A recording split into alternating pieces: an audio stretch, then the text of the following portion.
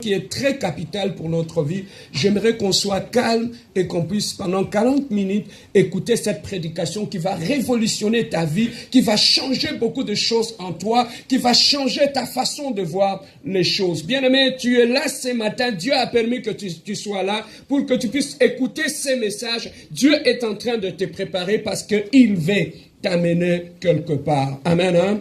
Alors, le thème que nous allons exploiter aujourd'hui, je l'ai intitulé « Mieux penser pour mieux construire ». Mieux penser pour mieux construire.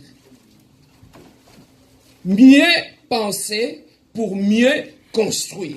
Donc, il y a des choses dans ce thème sur lesquelles nous allons nous baser. La pensée et la construction. Ce sont des choses qui sont intimement liées. Amen. Hein?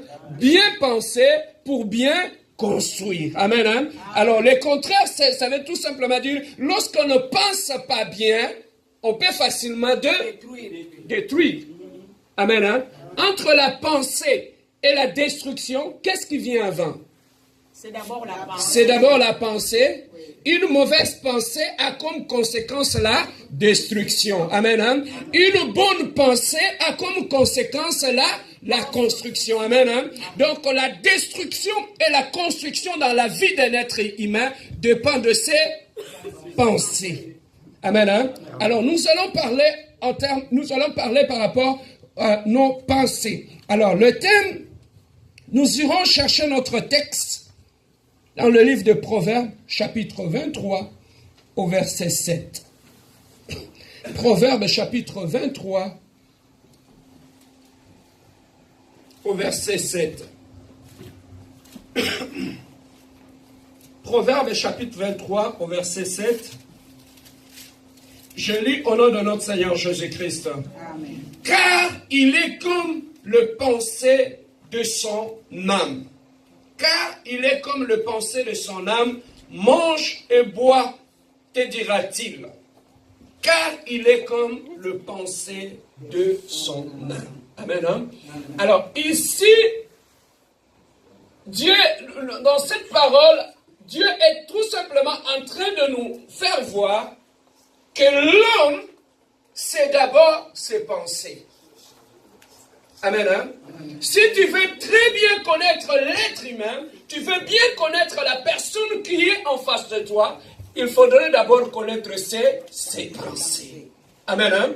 Alors, parce que le pensée est le début de tout. Tout commence par la pensée. Construire commence par la pensée. Détruire commence par la pensée. Voilà pourquoi la Bible nous dit, l'homme est tel que sont ses pensées. Donc l'homme, ce n'est pas d'abord l'apparence.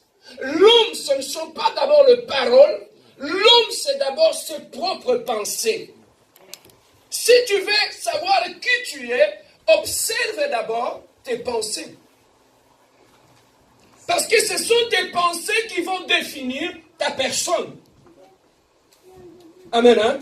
Alors, ce sont tes pensées qui vont définir ta personne. Tu es tel que sont tes pensées. Donc, on ne peut pas séparer l'homme de ses pensées.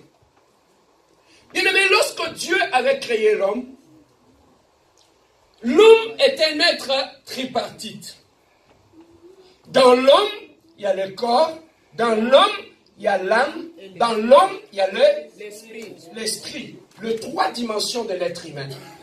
Donc, l'homme est un être tripartite. En lui, il y a l'âme. En lui, il y a l'esprit, en lui, il y a le corps. Amen. Alors, l'âme de l'homme, tout ce que Dieu a créé dans l'être humain a un but.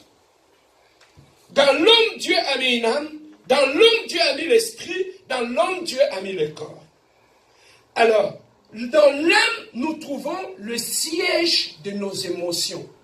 La tristesse, la colère, la joie, tout ce que tu ressens comme émotion vient de ton âme. Donc tout ce qui sort de toi vient de ton âme. Alors, dans ton esprit, là, Dieu a placé ton intelligence. Quand tu réfléchis, quand tu prends une décision, tout ce qui sort de ton esprit C'est ça ton intelligence. Alors, dans le corps, dans l'âme, dans l'homme et l'esprit, Dieu les a mis dans une sorte de corps. C'est le corps que tu as. Et voilà pourquoi Dieu a dit dans sa parole, créons l'homme à notre image. Écoutez maintenant ceci. Créons l'homme à notre image. Si la Bible nous dit que Dieu est esprit, c'est que l'homme est aussi esprit. Alors, comme toi tu es esprit, comme tu ne peux pas te déplacer dans ce monde matériel en tant qu'esprit, voilà pourquoi Dieu a créé le corps.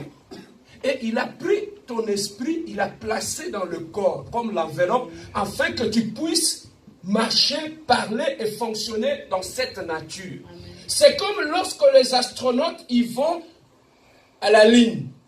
Pour bien évoluer, marcher, travailler sur la Lune, ils doivent porter des scaphandres qui vont leur permettre de mieux évoluer dans cet environnement-là. Et c'est comme ça aussi, lorsque, bien aimé, Dieu nous a créés en tant qu'esprit pour que nous puissions évoluer sur cette terre des hommes. Voilà pourquoi il a fait cette enveloppe que nous appelons le corps.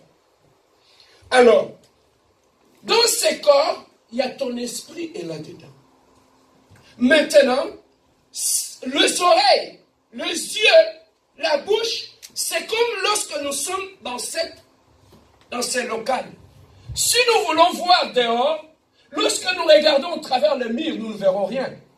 Il faudrait que nous puissions regarder au travers la fenêtre pour voir ce qui se passe dehors. Alors, la fenêtre, ce sont tes yeux. Donc, ton esprit se sert de tes yeux pour voir dehors. Je ne sais pas si je me fais comprendre. Donc, ton esprit est là-dedans. Donc, lorsque nous disons, lui, c'est mon meilleur ami, je le connais très bien. Où il était? Un homme, c'est un esprit. L'esprit dans un corps. Et il se sert de ses yeux comme fenêtre pour voir. Est-ce que je peux avancer? Amen. Amen. Hein? Alors, l'homme, c'est d'abord un esprit. L'homme, c'est un esprit dans un corps. Et ce corps-là, c'est ce qui nous permet d'être en contact avec cet environnement, avec la terre, avec tout ce qui est matériel. Mais l'homme est d'abord esprit. Alors, dans l'homme, il y a le corps, il y a l'âme, il y a l'esprit. Lorsque tu pries, ce n'est pas ton corps qui est en contact avec ton Créateur, avec Dieu. Comme Dieu est esprit, c'est l'esprit qui est en toi, qui est en contact avec Dieu. Alors, dans l'homme, il y a le corps, il y a l'âme, il y a l'esprit. Lorsque nous venons au Seigneur, lorsque nous nous convertissons, la conversion, bien-aimée, doit toucher à la fois les trois dimensions de l'homme. La conversion doit toucher ton corps, ton âme et ton esprit. La conversion, lorsque la conversion touche à la fois ton âme, ton esprit et ton corps, qu'est-ce qui va arriver? Lorsque ton âme est touchée par la conversion, lorsque ton âme est touchée par la parole de Dieu, Dieu est lui-même sa parole. Il est dans sa parole.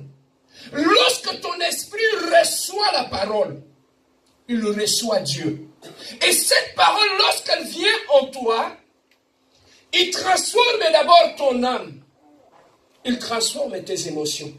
C'est ça que tu vois, une personne qui a réussi sa conversion, même ses émotions vont changer. Tu peux trouver que quelqu'un qui était toujours triste, il était toujours abattu. Subitement, le jour où il a réussi le Seigneur Jésus-Christ comme sauveur et Seigneur dans sa vie, il devient un homme joyeux. Pourquoi? Parce qu'il a reçu la nature de Dieu en lui. Alors la parole que nous recevons, lorsqu'elle rentre dans notre âme, c'est une partie de Dieu, c'est Dieu lui-même que nous recevons. Et lorsqu'il vient dans notre âme, il a même sa nature en nous. C'est ça que tu vois. lorsqu'on a réussi sa conversion, même tes émotions doivent changer. Alors, lorsqu'on a réussi sa conversion, même ton esprit doit être affecté. Intelligence naïo, la façon de voir les choses doit changer. Pourquoi? Parce que Dieu va affecter ta façon de voir les choses. Il va renouveler même ton intelligence lorsqu'il vient en toi. Et par conséquence, lorsque tu le reçois comme Seigneur et Sauveur dans ta vie, la conversion affecte même le corps. Au mon Amoutou, il avait l'air d'un vieux. Mais le jour où il a reçu le Seigneur Jésus-Christ dans sa vie comme son Seigneur et son Sauveur, il commence à se rajeunir. Vous n'avez jamais vu ça? Oui. La personne commence à se rajeunir. On se pose, mais qu'est-ce qui se passe dans ta vie? Mais lorsque son corps a été affecté par la parole, il transforme l'âme, le corps et l'esprit. Et la personne, bien aimé, son corps change. Alors, aujourd'hui, bien aimé, nous parlons en termes de pensée. La santé